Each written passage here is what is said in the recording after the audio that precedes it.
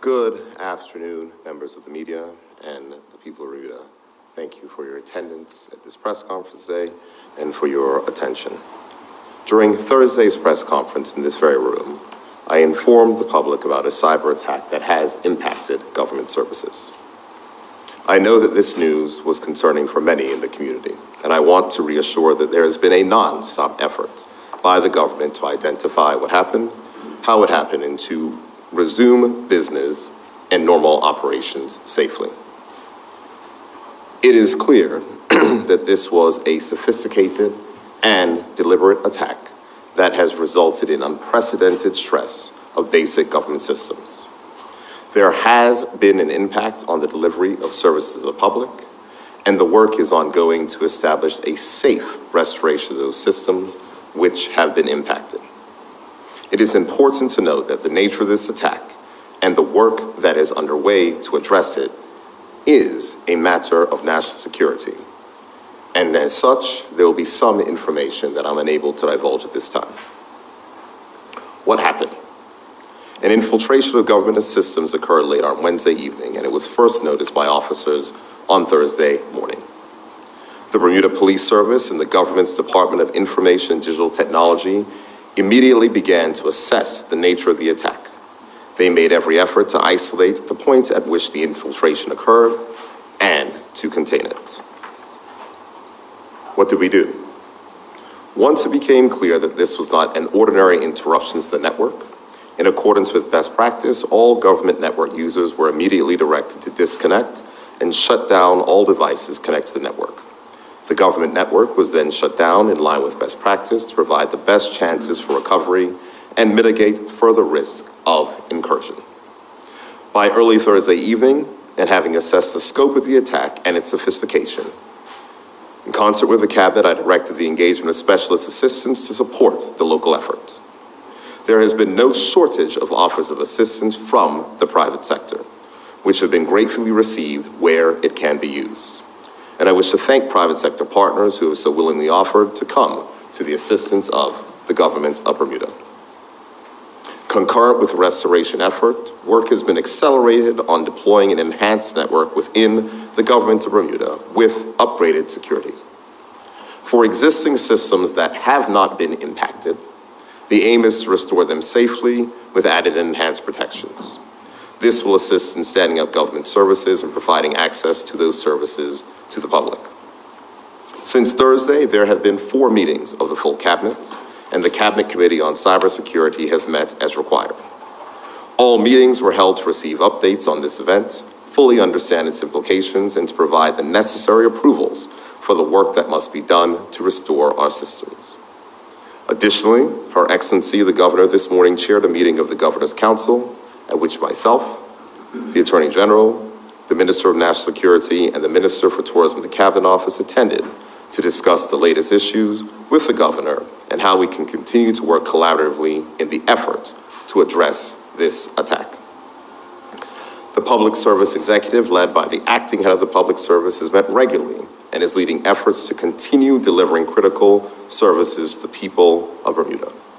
And the Ministry of Finance team is also working to ensure that just as weekly paid employees receive salaries and wages on Friday, monthly paid employees will likewise be paid at the end of this week as scheduled. So where are we now? Since the opening for business today, we've continued to assess the delivery of public services, and the government will continue to issue updates for the benefit of the public. I am pleased to note that critical areas like transport, education, and the hospital are operating without interruption, providing service to the community as usual.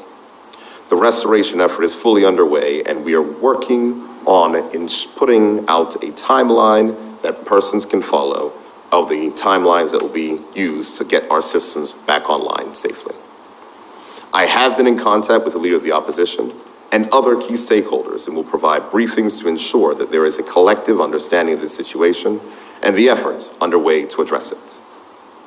The next several days will be critical in managing the recovery and restoration work. No resources being spared, and at the core of our efforts is the safety and security of the systems on which Bermudians and residents rely. I am satisfied that we will get to that point based on the expert assistance that we have and the dedication already being displayed by all individuals on the front line. In closing, please allow me to address the issue of my travel to Washington, D.C. on Thursday. Government leadership is not just about the moment, but also consistently having an eye on the future. The meetings that were confirmed in Washington, D.C. had taken, in some instances, months of engagement to secure. Direct interaction with key legislators and key members of their staff is difficult to secure at the best of times, and I determined that keeping those meetings, as well as discussions to advance foreign direct investment in Bermuda, was necessary. Make no mistake, though I may not have been physically present on island, Thursday and Friday and Saturday, those days were spent fully connected to the issues here at home. It may make for good political sport to paint this trip as something other than what it really was, but that should not overshadow the ongoing efforts by the government of Bermuda to address this very serious matter. Let me again commend the dedication of public officers, all of whom have worked throughout the weekend, and the support of our union partners, private sector, and local banks who are working with us so that we can continue to deliver services for the people of Bermuda. I again thank the public for their continued patience and understanding, and we will ensure that you are kept up to date with the government's restoration efforts. Before I go to questions, it may be, as I said, political sports, but make no mistake, the government of Bermuda was attacked. Not the PLP, not anyone else. The government was attacked, and we are responding as a government. And I hope that we can make sure that we focus on the issues that matter to the people of Bermuda. Happy to take questions. We'll start with the broadcasting. Gary Skelton. Gary, the first question. Thank you very much. Good afternoon, Mr. Premier. Do you know if any of the personal data of residents has been breached or lost or sent elsewhere? The investigation efforts are still ongoing, and it would not be wise for me to comment on any specifics at this time. Would we read that as we don't know yet? I answered the question. Can you confirm or deny if the cyber attack is ransomware, and has government been asked for money, and if so, how much? Our focus is making sure that we get government systems up, running safely and securely, and that's where the focus of the government of Bermuda is currently. So are you telling me that you will not tell us whether it's ransomware or not? I just answered the question. That was not an answer to the question, but if government were asked to pay a ransom, who would make that call? Would that be the government or the governor? I know that there's a whole lot of speculation. The focus of the government of Bermuda right now is getting our systems back up and running to restore public services, and that's what we are being engaged around the clock to. Ministers have been working all weekend, public officers worked all weekend, and that is our focus.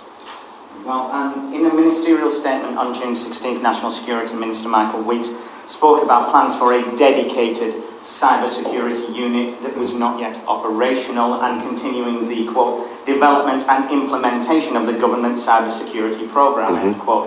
What do you say to those who may argue that this statement broadcast Bermuda's vulnerability to cyber attacks, or at the very least, put a question mark over our ability to withstand one?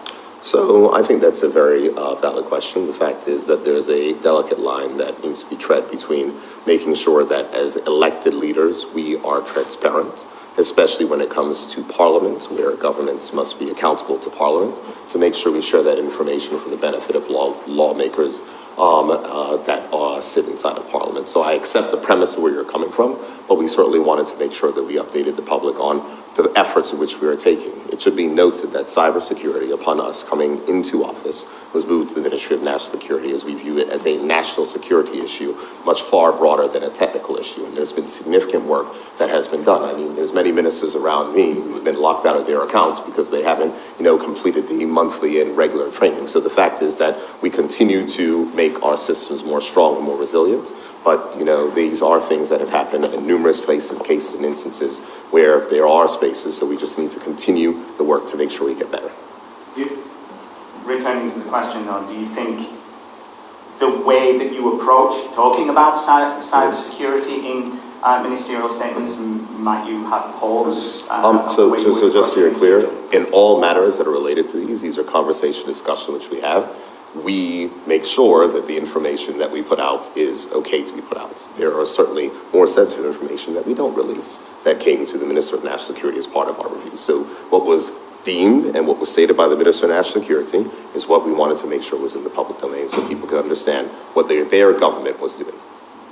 And when was the last time a stress test or a vulnerability assessment was performed on government systems? I'm not sure if I could answer that specifically, but I think that those things happen regularly. Is there a specific answer you have for that? I don't know. Okay, on that one. Go ahead. Go ahead. So we don't know. We can get a specific answer for that if you want. Please. The minister has just said, but I'm sure those things happen regularly.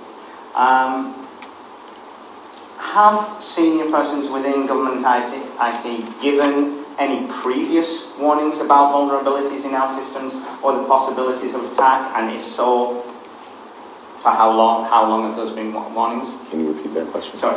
Have senior persons within government IT given any previous warnings about vulnerabilities in our systems or the possibility of attack?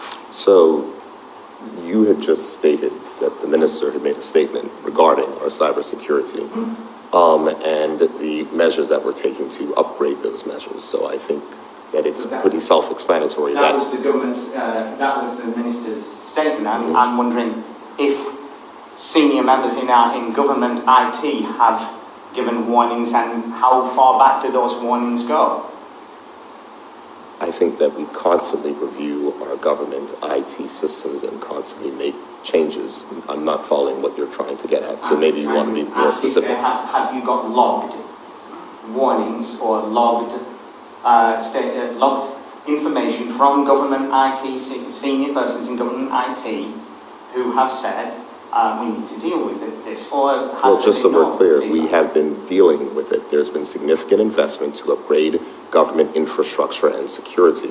That is what you had mentioned about the minister's statement. That is an effort that is ongoing. Some of those efforts will be accelerated. It's difficult to upgrade existing networks while you're working on them. And so, as I said in my statement, part of the work of which we are engaged in is building a secure, separate network that persons we moved on to minimize future challenges that do exist. So that would be a business continuity plan, essentially. Does the government have any kind of business continuity plan? Yes. It does. Yes. But doesn't this attack reveal that continuity plan is not sufficient? So I think that it's important to recognize, Gary, that the size, scope, and nature of this is significant. And I think that is the gravity of which we are stating.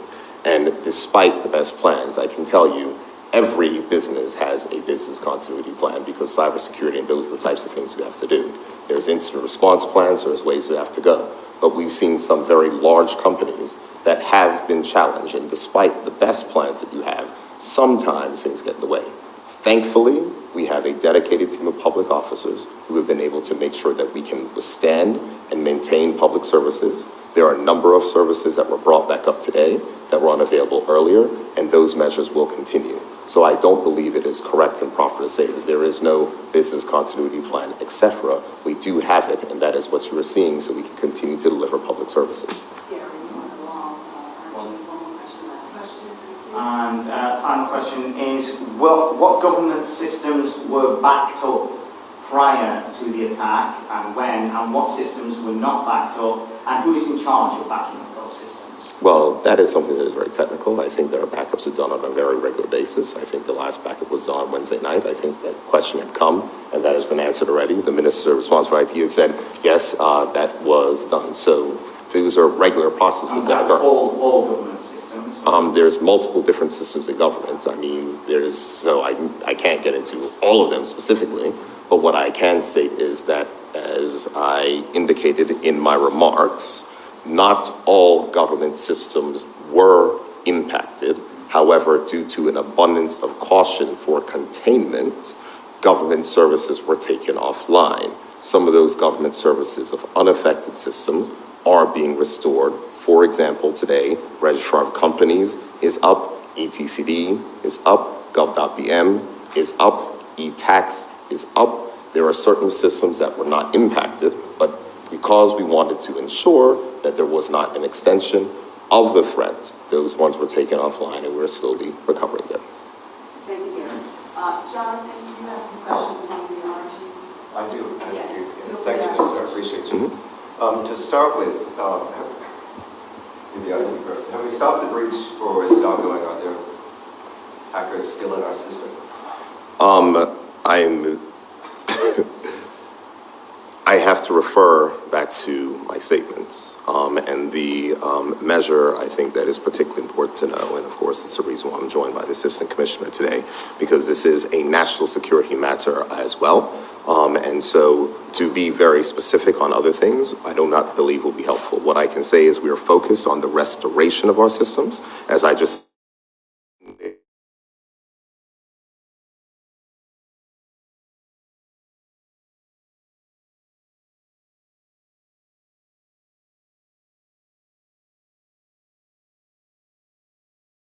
Gary, that work is ongoing. There were systems that were brought up today, ongoing, and as I had explained,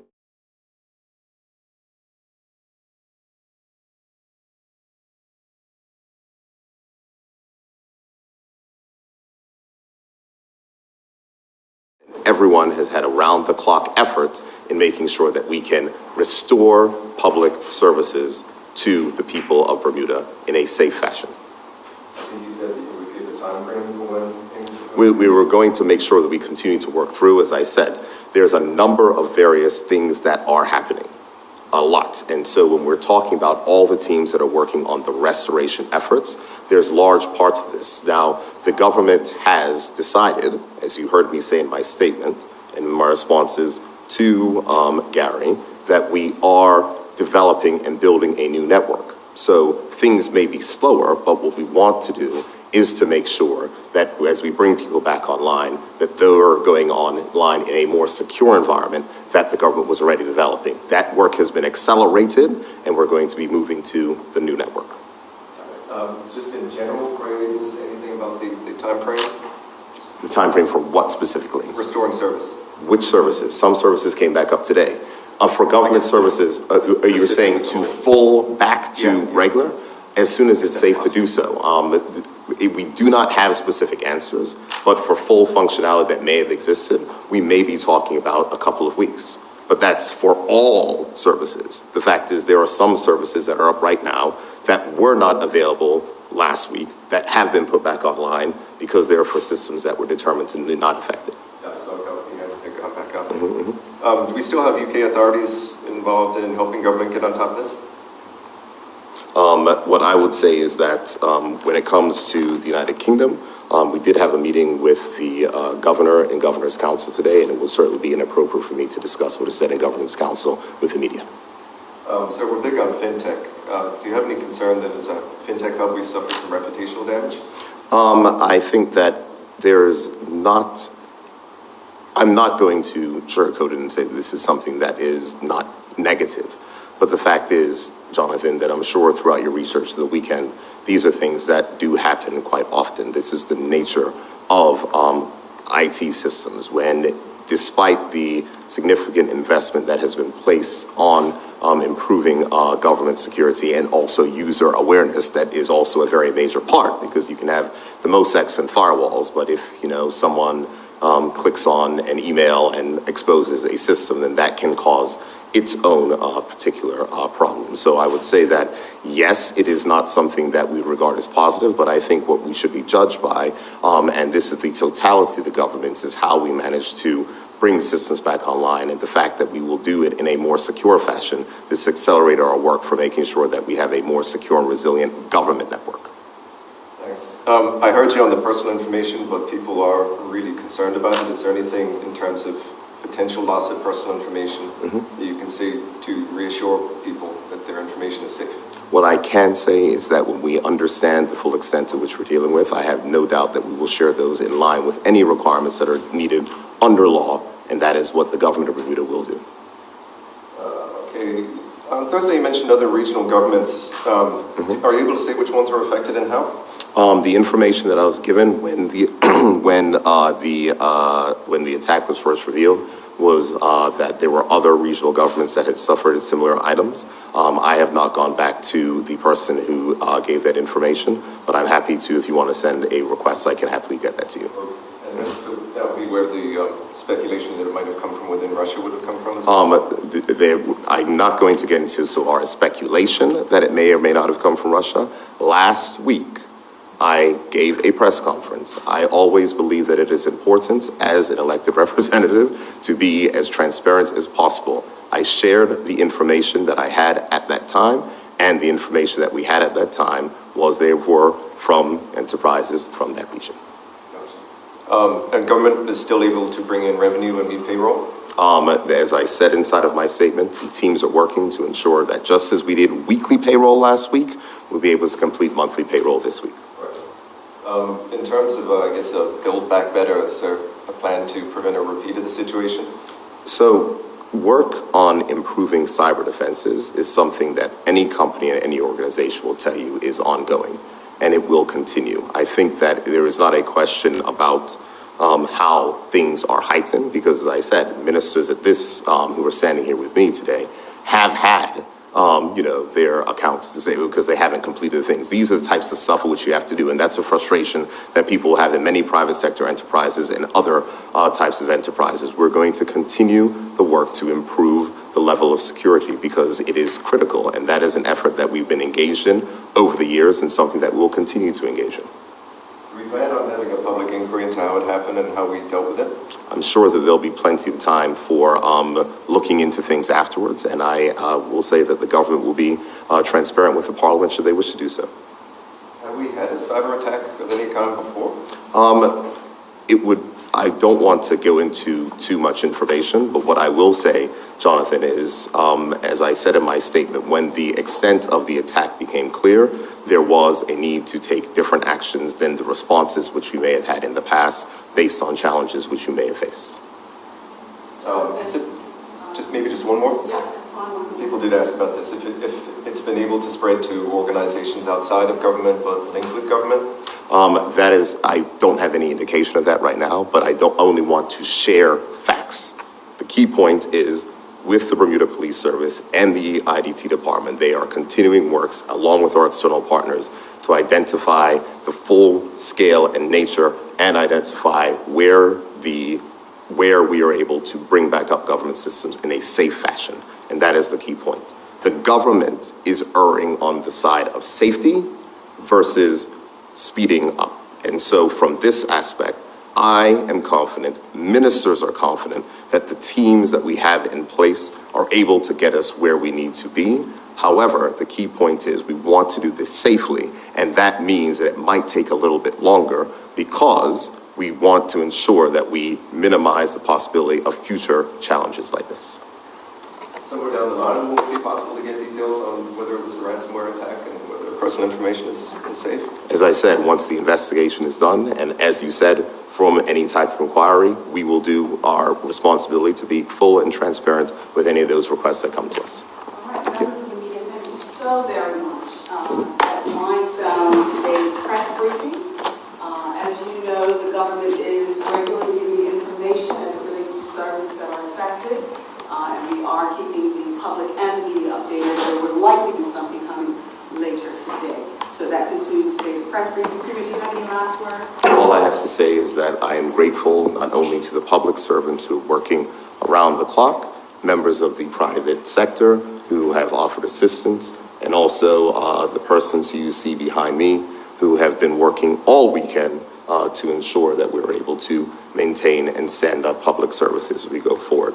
My thanks are also extended to the Acting Commissioner of Police and her team for the work of which they've done and the expertise of which they've been able to lend with our government information and digital technologies team. So this is a trying time, and I want to reiterate, as I just said to Jonathan, that the government is erring on the side of safety and security to ensure that we minimize any future challenges as we go through our restoration efforts. Thank you.